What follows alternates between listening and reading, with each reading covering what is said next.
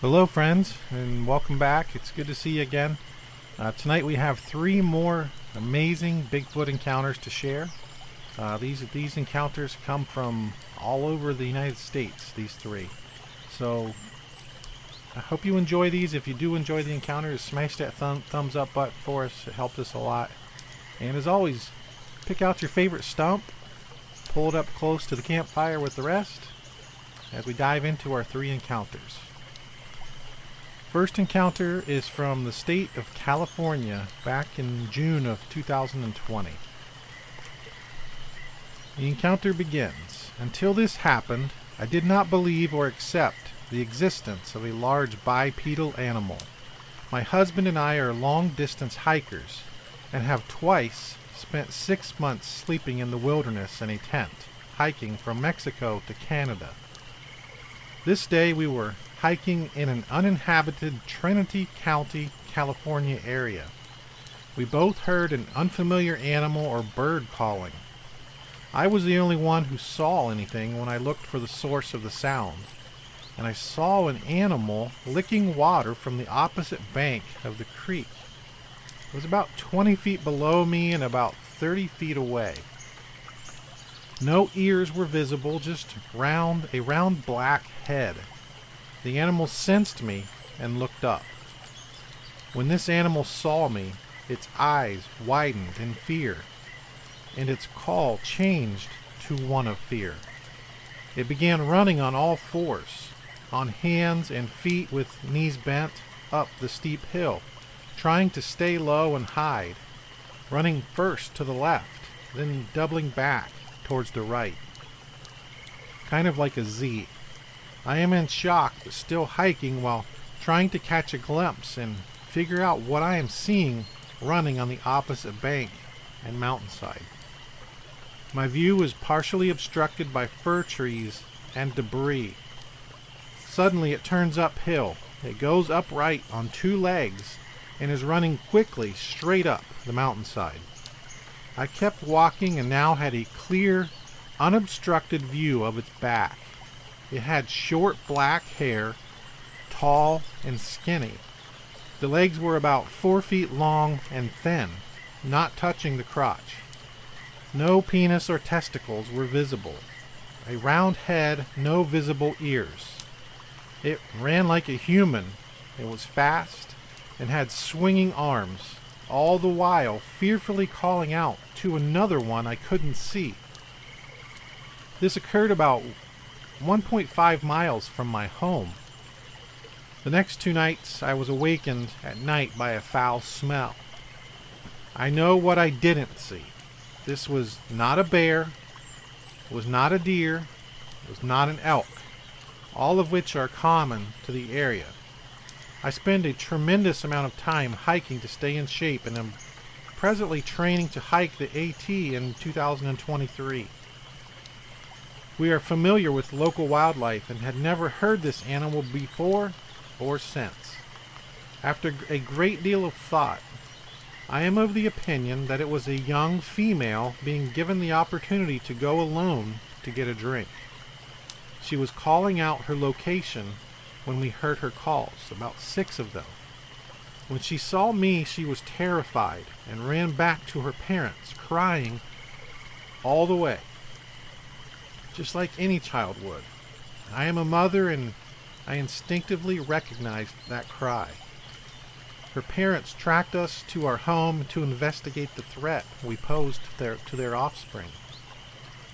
This animal exhibited both human behaviors, emotions, but looked like an animal. The area where this occurred is located between Highway 299 to the north and Hayfork, California to the south. This area is basically 175 miles of uninhabited forest, steep terrain, some meadows, and streams with elevations from 500 feet to above 6,000 feet. Now there's a follow-up included with this encounter. It says follow-up in July of 2022. So this is 2 years later. It says, I was awakened by a foul smell, that same smell. as was my sister-in-law in another nearby residence. Where I live consists of seasonally used homes. The trail we were hiking on is private, one we maintain, and is used only by us. Usually we are gone in the summer months, but in 2020 we were home due to COVID. So that's our first encounter from the state of California. What do you guys think? Could she have ran into a juvenile, perhaps a female, and the cries being cries of fear, trying to get back to her parents? What do you guys think about that one? Let me know in the comments. Our second encounter of tonight is a short encounter, but I included it because it's from an area that I am very familiar with. I grew up not too far from here. This encounter occurred in Coshocton County, Ohio, and it dates back to 2010. It's short, but there are some interesting details in this one. So let's dive into this second encounter. This happened in Coshocton County, Ohio, off Route 16 in the Wayne National Forest, about 20 miles or so from Warsaw, Ohio. Just curious on this matter because we may have seen what appeared to be a Bigfoot, but wish to remain unknown. All I can say at this moment is what my son and I saw was very large and moved really fast across an open grain field, freshly harvested, as we were looking around the area to set up deer stands for the upcoming season. This creature was about 5 to 6 acres from us when we cleared the tree line, and it was walking towards us, in our direction. It saw us momentarily, then the thing let out a howl that I can't begin to describe. It was very loud. It took about 2 more steps, and then it bolted to our left and cleared this field faster than any animal I know. We were stunned, scared, and ran back to our Jeep and got the hell away from there fast. The date was Saturday the 9th of October. This creature had to be at least 6 foot 8 inches or taller. It had long, brownish black hair all over its body, and the smell it had can only be described as, well, like death. It was a very harsh smell, worse than skunk odor. We were headed into the wind. As hunters, that's what you do when you're looking for a good game area, when hunting deer as well as trails and access and food sources. We could not tell if it was male or female, or as far as how close. Maybe we were about 100 to 75 yards away when we cleared the tree line. Then that howl was so loud once it saw us. We were in full camouflage, heavy woodland print, military issue. As a Marine, I have never seen anything like that before. The terrain was rolling hills, heavy to patchy woods, a few small creeks and ponds, some farmlands, and light to full harvested corn and soybean fields with large number of game trails, deer, rabbit, raccoons, squirrel, pheasant, and other games. That's the conclusion of our second encounter, and I've heard a lot of mysterious things that happen in that Wayne National Forest in Ohio. Have you guys heard of that area? Are you familiar with encounters or any other stories from Wayne National Forest? I'm very familiar with Wayne National Forest, so I would really like your thoughts on that. So that is our second encounter of the night. If you enjoyed that one, hit that thumbs up. And with that, we'll move to our third and our final encounter of this evening. I was raised in Cedar Falls, Iowa, which is located in the northeastern part of the state. I was attending Iowa State University on a track and field scholarship at the time of my encounter. It just so happened that I was back in my hometown of Cedar Falls competing in a track meet at the University of Northern Iowa when I had my encounter. My girlfriend at the time had traveled from Ames to Cedar Falls to watch me compete. My parents were out of town for the weekend, and it was a spur of the moment decision for us to forego the drive back to Ames and stay the night at their home. I knew where they had hidden the key in the garage, so access to the home would not be an issue. My parents had recently moved to the subdivision of Buck Ridge, which is several miles northwest of Cedar Falls. Their house was on an acre of property on the eastern side of the subdivision. Their backyard faced to the east and was bordered by a set of woods at the top of the ridge. This set of woods, if you continued straight east from the top of the ridge, would lead you down to the banks of the West Fork of the Cedar River. The north end of the property had a thin stand of trees along the border. There was also a small horse barn in that stand of trees on the northwest corner of the property. My best recollection is that the encounter took place in March of 1981. There was no snow on the ground, and being that it was early spring there were no leaves on the trees. We pulled into the driveway about 11 p.m. I opened the garage door and proceeded to look for the key that they had hidden inside a shoebox at the back of the garage. I was disappointed to find that the key was not inside the box. I looked in several other locations inside the garage without any success. I decided to see if I could work loose one of the screens on a window in the back of the house and enter the home that way. I was finding it extremely difficult to remove the window screens from the outside without bending them, so I decided to abandon that plan. We went back inside the garage and I decided to rifle through some more boxes to see if I could find the key. The garage door was open and the outdoor garage light illuminated the driveway and my car. While I was rummaging through one of the boxes, I thought I heard something growl behind me. I believed I was hearing things. So I continued to look through the box when I heard the growl again.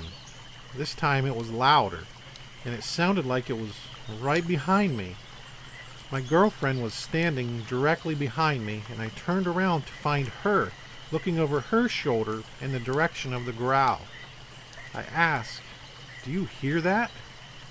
She said she did, so I grabbed a claw hammer and proceeded to walk out of the garage and onto the driveway to confront what I thought was a neighbor's dog. The growling was very deep and guttural, and it continued non-stop. It was straight in front of me at the edge of where the light from the outside garage light ended, and the darkness began in that thin line of trees on the north end of the property. It was just far enough into the darkness that I could not see it, yet it was only about 30 feet away. The driveway made a sharp left-hand turn, so I proceeded to turn left and walk further up the driveway. While I was walking, this thing was following me and continued to emit that deep, guttural growl. When I say follow, I mean it was paralleling me and was moving at the same pace I was as I walked up the driveway. It was just far enough into the darkness that I could still not see it. It continued to parallel me up the driveway.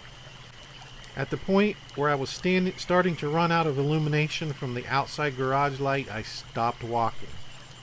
I was almost directly across from the horse barn I mentioned earlier, and had decided that I had enough and was going to confront whatever this was, menacingly.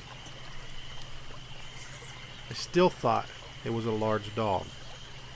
It was still about 30 feet away and growling even louder and more menacingly. I started walking towards it and raised the hammer and yelled, "Come on!" At that exact moment, this thing gave out a roar that I can only compare to that of a lion. That sound stopped me dead in my tracks.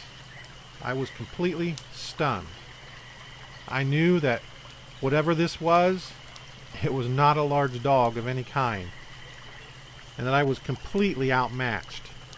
To make things worse, the roar sounded like it came from something that was much taller than my height of 6'4". I turned to see my girlfriend looking at where the roar came from. She was obviously very frightened, and I frantically yelled, "Get in the car now!" I slowly walked backwards down the driveway towards the car. The creature was again staying at the edge of the darkness. It continued paralleling me down the driveway, growling that deep guttural growl the entire time. I opened the driver's side door, still facing the growling creature, and I slipped into the driver's seat. I backed the car down the driveway, then put it in drive, easing past that thin stand of trees on my right, where I hoped I could see the creature with my headlights. But we saw nothing. No movement, no shadows, no outline of the creature, and unfortunately, no eye shine. We also smelled no unusual odors. My girlfriend and I left with the garage door open and the lights on. We stayed at a seedy motel north of Cedar Falls that night, and returned late that next morning to close the garage and turn off the lights before heading back to Ames. At that time, I had no idea of what we had encountered. After I heard about the Beast of Bray Road back in the 90s, and with the advent of the internet and all the information we now have to research these topics, I believe that we may have had an encounter with a dog man. I could also be wrong. We never saw the creatures. Black bears, cougars, and wolves were not known to exist in that part of Iowa during that time, but my sense was that we were dealing with something that was canid.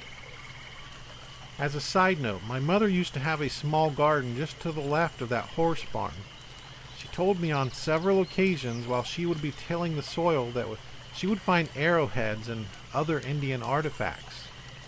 I have since learned that there may be a Native American connection to these sightings, and also connections between Native Americans and dogmen. That's my story, the best I can remember. It was like it happened yesterday, and I have to say it was life-changing. It set me on a course of exploration and research about the paranormal and other Earth mysteries that I think I would not enjoy today if I had not experienced that terrifying encounter at Buck Ridge. So that concludes our third encounter. What do you guys think of that one? The descriptions of this creature growling and staying in the shadows, and the height that he suggested he thought it might have been. What do you guys think? Think Dogman is the possible answer there, or the whole time I'm reading this, I'm thinking Bigfoot, a Bigfoot encounter. Now, let me know what you think of that one, and let me know if you know of any other encounters in Iowa or that area. Yeah, I haven't heard a lot of encounters from Iowa, so if you've heard anything from there, I would love to hear it. And if you guys enjoyed these encounters tonight, please take a moment and hit that thumbs up. It helps us out a lot. And leave us a comment. What do you guys think? What are any thoughts that you have on these encounters? And if you have any encounters to share of yourself, we would sure appreciate it if you could send them to us, and we could share them on a future video. We can always reach out to us at bigfootprepper@gmail.com. Yeah, reach out to us and we can share your encounter. So, hope you guys have a great night. Hope you enjoyed the encounters. And as always, we'll see you on the next.